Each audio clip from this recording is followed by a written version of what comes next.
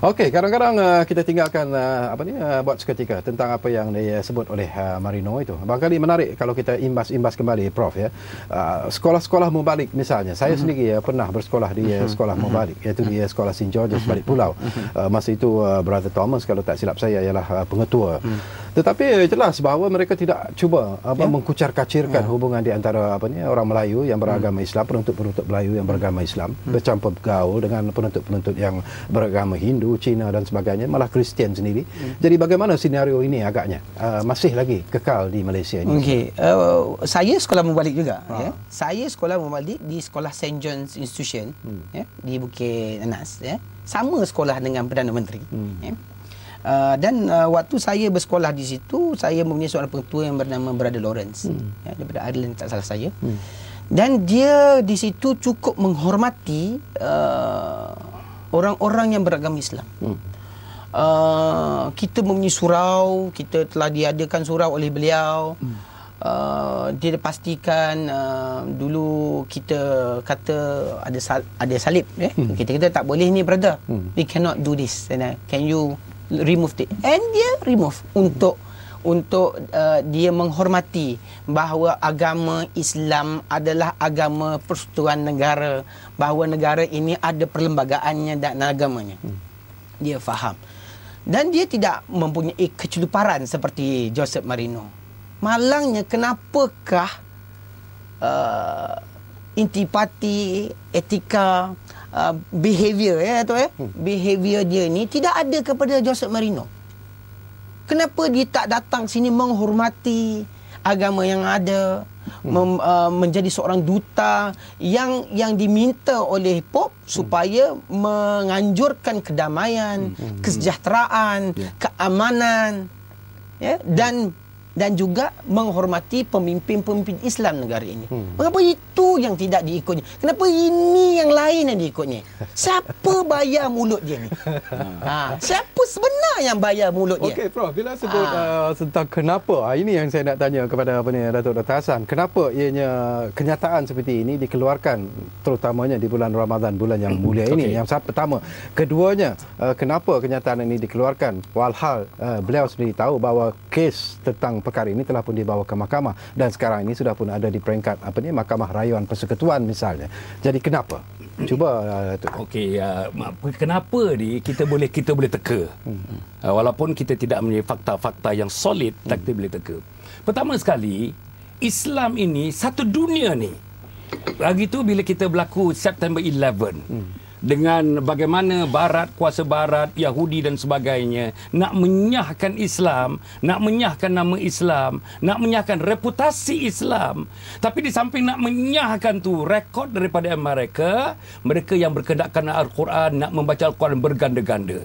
Mereka yang masuk Islam berganda-ganda. Di United Kingdom, di Perancis, di Germany, di Eropah, Eropah Timur, di Latin America. Orang nakkan Islam. Pasal apa? Padahal Islam dikabarkan sebagai Muslim ekstrim, kata Haji Dahlan tadi. Ingat tak? Muslim sebagai manusia yang ekstrim. Dia meletakkan kata ekstremism itu untuk menjatuhkan, untuk menyahkan orang Islam. Tetapi Islam bangkit. Ini yang satu kehairanan dunia sekarang ni.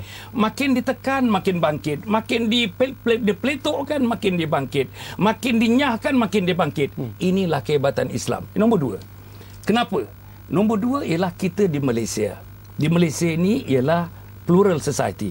Masyarakat majmuk di Malaysia, dan untuk mengambil supaya orang Islam itu heboh dengan benda-benda seperti ini, meninggalkan benda-benda dalam kehidupan mereka. Ekonomi mereka tertinggal, politik mereka tertinggal, pimpinan mereka tertinggal. Bayangkan kalau misalnya diizinkan, saya terlalu yakin pelajar-pelajar universiti akan beragak.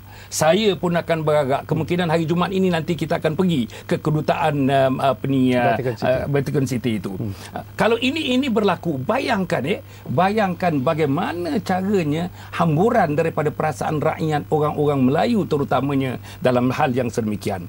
Dan yang ketiga, kenapa yang ketiga tidak lain dan tidak bukan, nampaknya saya rasa ada mainan-mainan, ada tangan-tangan gaib Saya tak dapat menentukan sekarang mana tangan gaib, tapi dalam surat khabar dah nampak, dalam portal dah nampak siapa dia di belakangnya. Kita boleh teka siapa di belakangnya. Tetapi kita nak meneka itu mestilah ada yang satu yang solid. Tetapi as it is, saya diberitahu, teman-teman diberitahu, tangan-tangan gaib ini ada dua. Satu tangan-tangan gaib di peringkat global antarabangsa. Satu tangan gaib lagi dalam negara kita ini yang bersekongkol, yang berkaitan di antara mereka hingga menimbulkan satu kesepaduan. Dan yang keempat, kenapa ini kalau kita tengok sejarahnya sampai sekarang ni, kalau kita baca buku-buku, saya kebetulannya adalah ahli kepada Yayasan Murni Akidah di Malaysia, Yayasan Murni Akidah. Kita dapati Malaysia sudah letakkan salah sebuah negara yang dikatakan yang mesti diperangi habis-habisan kerana Malaysia ini kuat Islamnya, kuat orang Islamnya, kuat akidahnya, kuat syariatnya, kuat akhlaknya. Maka yang perlu dibuat sekarang ini, bagaimana cara ni kita nak melemahkan orang-orang Islam, orang-orang Melayu di Malaysia. Cara melemahnya, kita create sesuatu yang sensasi. Dan yang paling besar sensationnya dari segi orang Melayu, dari segi spiritualnya, ialah tidak lain dan tidak bukan kalimah Allah yang ada kaitan dengan tauhid, yang ada kaitan dengan akidah dan sebagainya. Dan yang akhirnya saya menyebutkan yang kelima. Kenapa yang kelima? Kenapa? Kerana kita lemah. Kenapa? Kerana kita tak bersatu. Kenapa? Kerana kita bertegang urat di antara kita. Kenapa? Kerana kita pandang orang lain. Orang kita tak pandang. Orang lain kita pandang. Kenapa? Kita boleh bersalam dengan orang lain, berpeluk dengan orang lain. Tak boleh bersalam, tak boleh berpeluk dengan orang kita sendiri. Mereka ambil jarum mereka. Jarum yang paling besar mereka ambil. Jarum yang paling besar ialah jarum agama. Jarum yang paling besar ialah jarum akidah. Jarum yang paling besar ialah jarum kalimah Allah. Baik, satu lagi Prof, isu yang juga menarik daripada apa yang Datuk sebutkan tentang kekuatan umat Islam itu, kebangkitan umat Islam di seluruh dunia terutama. Dan saya paling kagum baru-baru ini misalnya sebagai satu contoh di London misalnya, Channel 4 telah pun menyiarkan bang bagi sempena dengan bulan Ramadan yang mulia ini. Tetapi di negara kita di bulan Ramadan yang mulia ini, agama Islam itu sendiri diserang melalui media sosial dengan berbagai perkara yang menjijikkan, dengan sikap-sikap gambar-gambar yang bersikap kurang ajar dan sebagainya. Komen Prof. Kerana kekurangan ajaran ini tidak diajar. Apabila mereka kurang ajar, kalau kita anak kita kurang ajar, maka kita ajar anak kita. Kan? Begitu juga kalau kita jumpa orang susah di tepi jalan, kita kata, kenapa saya tidak ada rumah? Saya seorang dari kampung. Dibawa ke rumah kita. Kita berikan tempat tinggal, makan, minum. Buatlah rumah macam rumah sendiri. Maka ketika mengatakan macam rumah sendiri, maka dia buat betul-betul macam rumah sendiri. Masuk ke kamar kita, ambil barang kita, pakai pakaian kita dan melakukan undang-undang mengikut cita rasa dia. Apabila orang ini wujud dalam rumah kita, apa kita nak buat, Encik Zakaria? Apa kita nak buat? Kata Ahmad Nesfu, you get out. Ada Ahmad Nesfu. Bukan saya kata. Ahmad Nesfu kata. Okay. Dia kata Tiga Abdul dulu kan. You get out. Tak layak menjadi menantu saya. Okay. Jadi orang macam ni, apa yang harus kita lakukan? Kita harus memberi pengajaran yang setimpal kepada kekurangan ajaran dia kepada kita. Kerana apa? Kerana sebenarnya dia mencabar isu di dalam perlembagaan. Islam itu adalah agama persekutuan. Kesucian agama itu terjamin digarap begitu cantik di dalam perlembagaan. Semua ahli parlimen mengangkat sumpah. Apa katanya? Saya akan mempertahankan perlembagaan. Ya. Tetapi di dalam dewan mengangkat sumpah saya mempertahankan perlembagaan. Di luar dewan dia bersama-sama menghina agama Islam. Ini apa cerita ni? Jadi benda-benda macam ini harus ada kesungguhan di pihak kerajaan untuk mengambil tindakan yang keras, supaya tindakan keras ini untuk memberikan pengajaran kepada orang yang tidak kuat. Ada 2 minit sebelum kita berehat, Datuk. Jadi Datuk kena pantas sikit menjawab persoalan ini. Bila NGOs Islam bangkit, Jati bangkit, lain-lain pertubuhan juga bangkit untuk menentang.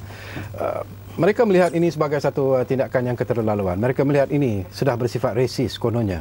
Mereka melihat bahawa kita cuba menekan agama lain dan sebagainya. Komen Datuk dalam pertama sekali dalam masa 2 minit ni, kita tidak pernah bermusuh dengan siapa-siapa. Tapi kita bermusuh dengan perkataan yang tidak selayaknya diberikan kepada bangsa Melayu dan juga Islam yang kita bincangkan ini. Kita tidak membenci sesiapa, tapi kita benci perkataan-perkataan yang perkataan itu boleh menyebabkan negara ini berada dalam keadaan kucar kacir. Kita tidak juga benci kepada pimpinan mana-mana pun, tapi kita benci kepada kata-kata yang pemimpin itu menghamburkannya, yang menyebabkan hamburan daripada kata-kata itu menyebabkan kecelaruan negara ini. Sebab itu saya ingatlah Cecerawi dalam hal yang sedemikian ini, bagi saya terlalu penting bagi tuan-tuan, terlalu penting bagi saya, terlalu penting bagi semua. Dalam semangat Ramadan yang kita ada ini, kalau boleh, insya-Allah kita sudah sampai kepada satu tahap. Tak boleh lagi berundur-undur, tak boleh lagi berdalih-dalih, tak lagi bertoleh-toleh ke belakang, tak boleh lagi menggamit-gamit di belakang, ke depan. Kita hadapi ke depan kali. Yang menjadi besarnya di depan kita ini ialah soal agama, soal mati hidup kita. Ditanyakan di dunia, ditanyakan oleh akhirat. Di akhirat. Itu sebabnya Mufti Perak mengatakan jihad. Dan mati kita dalam jihad ini syahid kita. Sebab itu saya bukan nak mengatakan kita nak bunuh orang, nak mengangkat senjata. Tidak. Maknanya kita gunakan seluruh kekuatan akliyah kita. Kita gunakan seluruh kekuatan minda kita. Kita gunakan seluruh kekuatan administration yang kita ada. Seluruh kekuatan politik yang kita ada sekarang. Kita gunakan seluruh kekuatan leadership yang kita ada sekarang. Buktikan bahawa kita sudah sampai kepada satu peringkat leadership kita now being tested. Dan kita mesti tunjukkan satu bentuk leadership yang insya-Allah 29 juta rakyat Malaysia ini boleh berada di bawah naungan leadership yang sedemikian. IMR TV, saluran Ramadan Anda.